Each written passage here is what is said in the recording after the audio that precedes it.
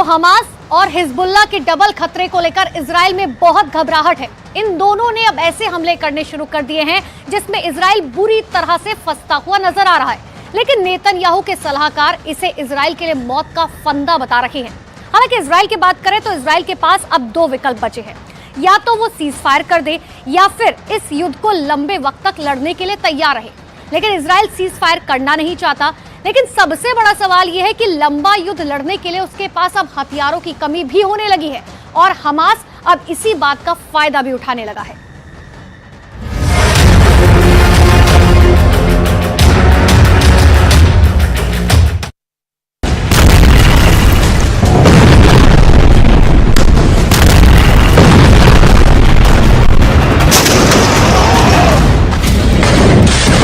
Video के एक एक फ्रेम को बहुत गौर से देखिए।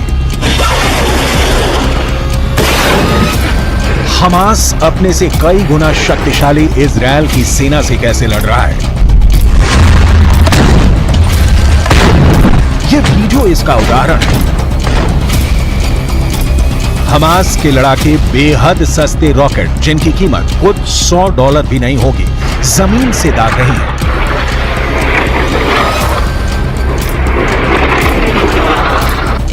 इतना सस्ता और जुगाड़ का रॉकेट हमास ने तैयार किया है कि इजरायल भौंचक्का है। इन सस्ते से रॉकेट के लिए इजरायल को अपने लाखों डॉलर की मिसाइलें खर्च करनी पड़ रही है, क्योंकि गाजा की ओर से आया एक तिनका भी इजरायली डिफेंस के टारगेट पर है और वो इजरायल की सीमा में दाखिल हो उससे पहले नष्टो नाबूद किया जाना जरूरी है।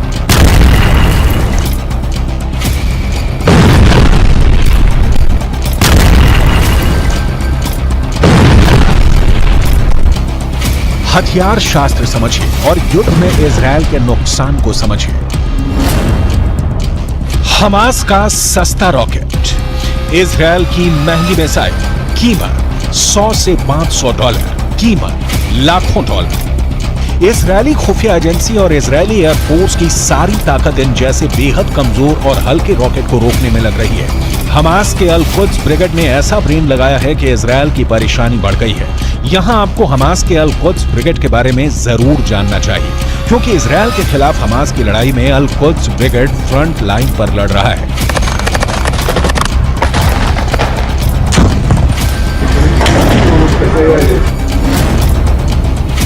अल कुद्स ब्रिगेड गाजा में हमास के बाद नंबर 2 संगठन है। 1981 से यह संगठन फिलिस्तीन में इस्लामिक राज स्थापित करने के लिए इजरायल के साथ हिंसक जंग लड़ रहा है। अल कुद्स के टॉप लीडर का नाम है जियाद अल नाखल्ला। ये खुद सीरिया की राजधानी दमिश्क में रहते हैं, लेकिन वहीं से अपने लड़ाकों को ऑर्डर देते रहते हैं।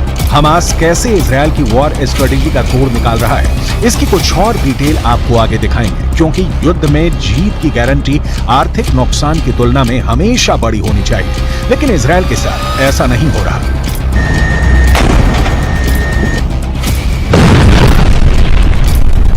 युद्ध में इजरायल को इतने बड़े पैमाने पर अपने संसाधनों और हथियारों का इस्तेमाल करना पड़ रहा है कि अमेरिका से अब इनकी सप्लाई शुरू हो गई है। ठीक यही किस्सा यूक्रेन में भी हुआ था। दरअसल यूक्रेन की सस्ती मिसाइलों के खिलाफ रूस को अपने करोड़ों डॉलर की मिसाइलों का इस्तेमाल करना पड़ रहा था।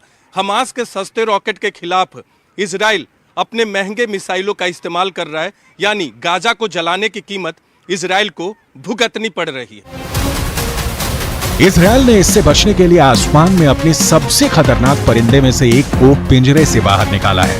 इस परिंदे वाले हथियार की जरूरत इसलिए पड़ी क्योंकि इजरायल पर हमले के बाद हमास के लड़ाके सुरंगों में छिप जाते हैं, जिसकी वजह से इजरायल की सेना को उन्हें ठिकाने लगाने में परेशानी होती है। हमास ने गाजा में करीब 500 किलोमीटर लंबी सुरंगें बना रखी हैं।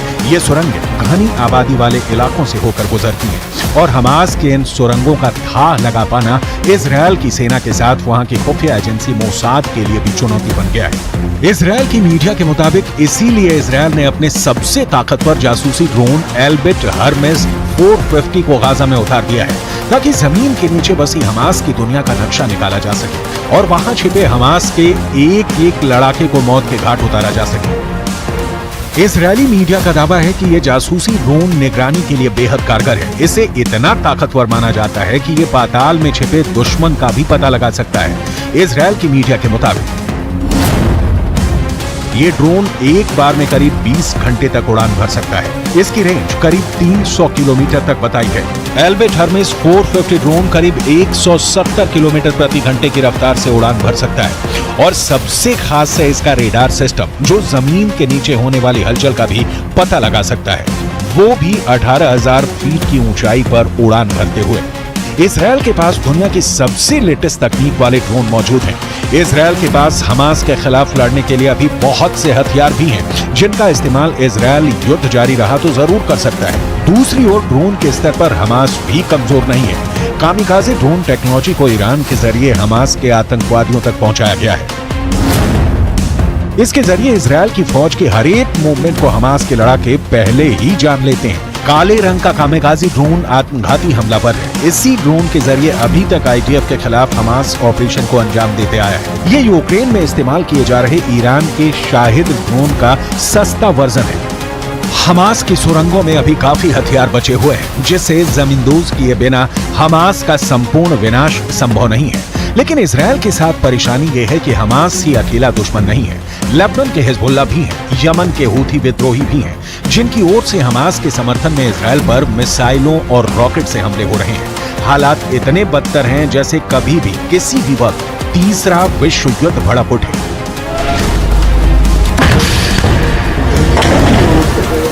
यमन के हूथी विद्रोहियों ने फिर इजरायल को निशाना बनाने की कोशिश की है। इस वक्त लेबनान के हिजबुल्लाह से भी ज्यादा हमले इजरायल पर हूथी कर रहे हैं। इन हूथी विद्रोहियों का आका है ईरान।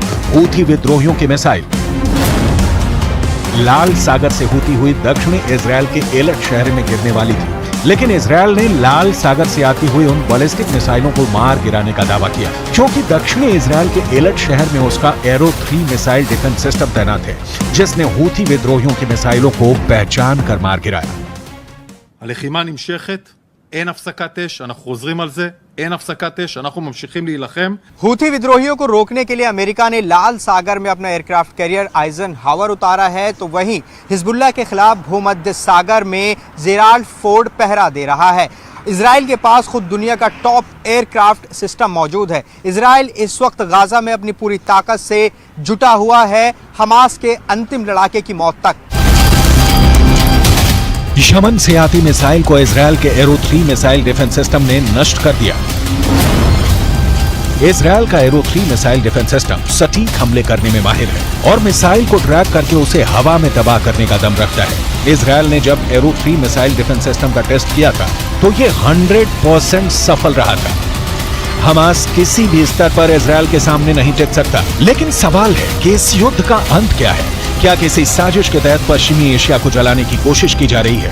क्योंकि इस वक्त जो साफ दिख रहा है वो ये कि गाजा की आग में आम फिलिस्तीनी मर रहे हैं, लेकिन उस आग में कई दूसरे देश हाथ सेक रहे हैं। दरअसल रूस, ईरान और चीन ये तीनों नहीं चाहते कि माहौल शांत हो, क्योंकि इन तीनों देशों को पता है कि पश्चिम एशिया उनके दुश्मन अमेरिका की कमजोर कड़ी है और इजरायल की वजह से अमेरिका दुनिया में अलग थलग पड़ता जा रहा है, क्योंकि गाजा में जो कुछ हो रहा है उसके लिए अमेरिका को भी जिम्मेदार ठहराया जा रहा है। ये तीनों देश इसका फायदा उठाना चाहते हैं और इसीलिए पश्चिम एशिया के मुस्लिम देशों को अमेरिका के खिलाफ इन लोगों ने खड़ा करना शुरू कर दिया। पश्चिम एशिया के मुस्लिम देशों की संख्या अच्छी खासी है। अगर रूस, ईरान और चीन को Iran, Jordan, Kuwait, Lebanon, Oman, फिलिस्तीन, कतर, सऊदी अरब, सीरिया, तुर्की, संयुक्त अरब अमीरात और यमन जैसे देशों का साथ मिल गया तो फिर पूरी बाजी ही पलट सकती है।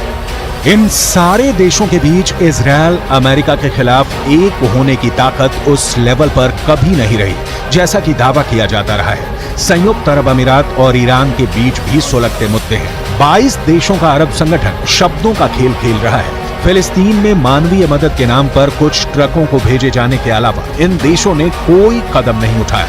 ईरान के राष्ट्रपति इब्राहिम रईसी अपने शब्दों से ही परमाणु युद्ध छेड़ते रहे हैं। जमीन पर उनका एक भी शब्द सही नहीं उतरा है। युद्ध में कमजोर का मारा जाना तय है और हमास इजरायल से बहुत बहुत बहुत कमजोर है। लिहाजा गाजा चल रहा है।